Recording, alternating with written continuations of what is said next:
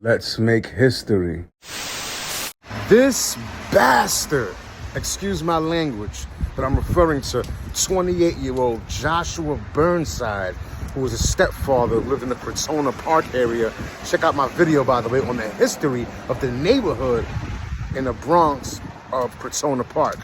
And he's arguing with his wife, vicious argument. It gets physical. She grabs a knife trying to defend herself.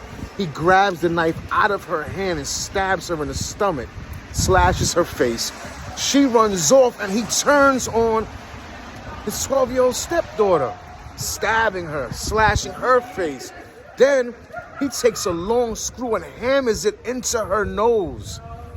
And the screw gets lodged into her brain. She had to have emergency surgery, and luckily, she will be okay. Physically, that is, but I'm sure the emotional and the psychological trauma, she will be taken to the grave, regardless of how old she ends up living. Horrifying. He was arrested, thankfully. This happened about roughly a week ago on 22 October. And right before he was going to be arraigned, he has a suicide attempt. So that pushes things back a bit. But he was remanded, sent back to the lockup, and hopefully justice will be served. He's going to try to weasel his way out of it and commit suicide, which I'm sure he's on suicide watch.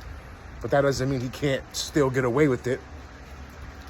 And so, horrific. He's going to have a hard time in there, I tell you that, because people behind the wall, they don't take too kindly to people harming defenseless kids. This 12-year-old girl was defenseless. What was she going to do?